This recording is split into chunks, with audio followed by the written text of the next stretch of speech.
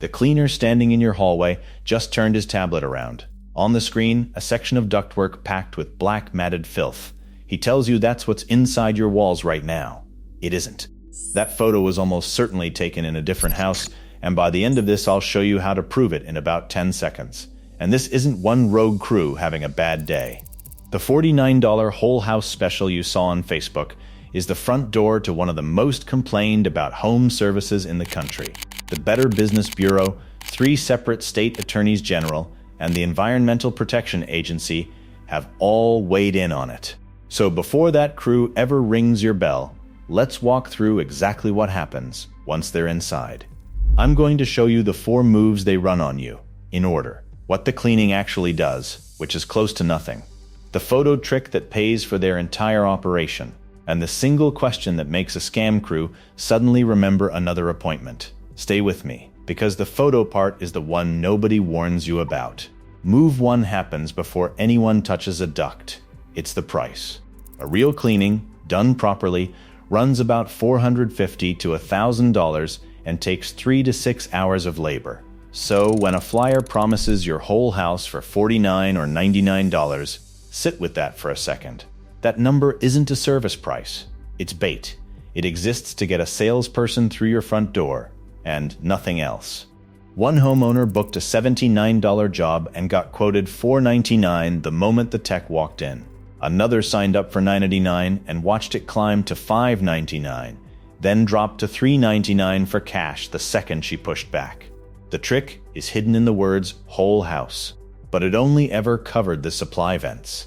So now every return duct, every trunk line, every register gets repriced in front of you, while 2 strangers stand in your living room and the clock runs. A woman in Oregon told investigators she felt cornered into a $1,700 package instead of the $39 special she called about. Her words: home alone, 2 men in the house, and a bill she never agreed to.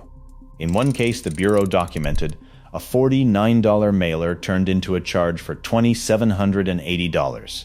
But the price flip isn't even the move that drains the most money. That's move 2. Move 2 is fear, and this is where the tablet comes back.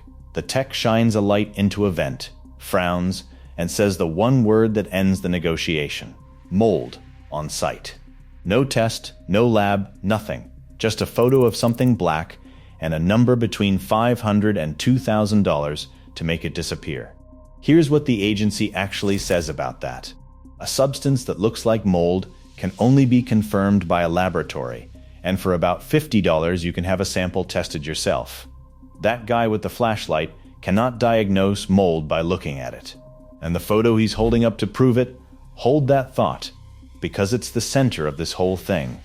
If a crew has ever told you that you had mold without testing a single thing, drop it in the comments.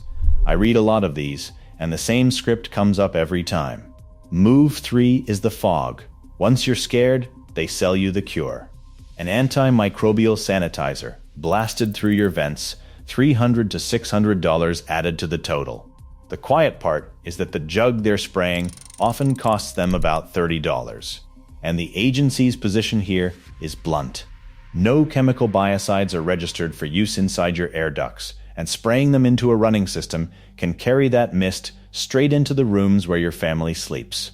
The ozone version they sometimes push is no better. It's a regulated lung irritant outdoors, but indoors it does almost nothing to actually clean your air.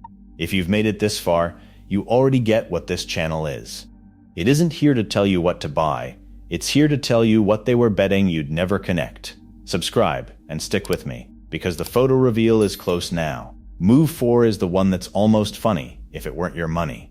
Move 4 is the actual cleaning. After all that fear and all those add-ons, here is what it usually looks like. A shop vac held up to one open register for about 20 minutes. No sealed system, no negative pressure, no brush running down the line.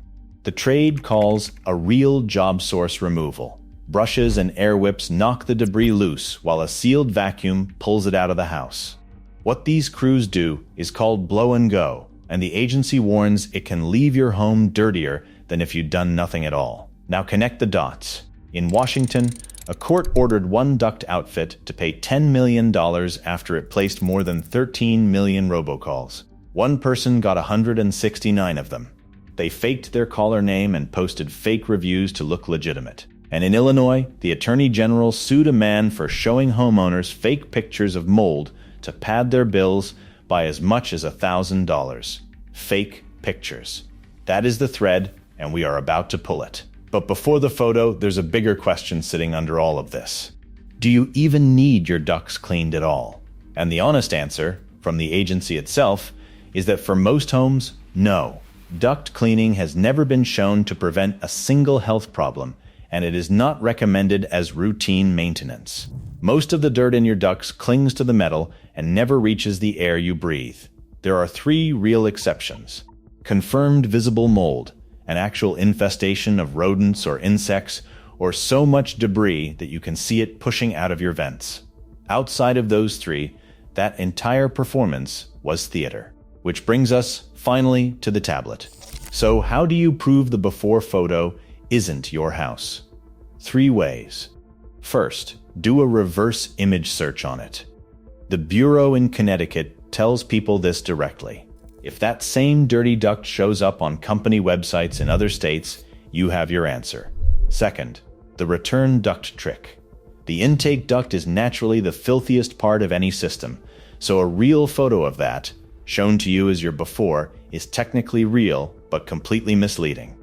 Third, and this is the one I can't get past. A duct cleaner in St. Louis caught imposter crews using his own before and after footage to sell their jobs.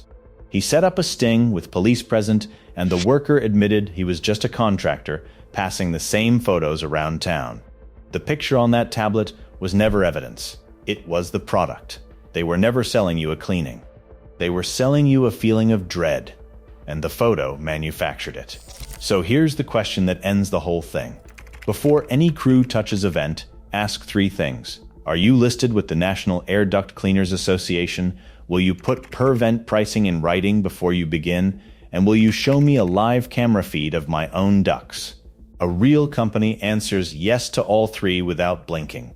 But a scam crew suddenly has somewhere else to be. That's the entire game. The bait, the fear, the fog, and a 20-minute shop vac, all held together by a photo of a house that isn't yours. You are not the nervous homeowner in the hallway anymore. You know the price is bait. You know mold needs a lab, not a flashlight.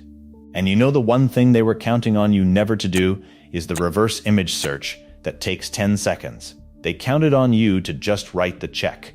You just proved them wrong. YouTube thinks you'll like one of these 2 videos, so go ahead and click one. And if you made it to the end, subscribe.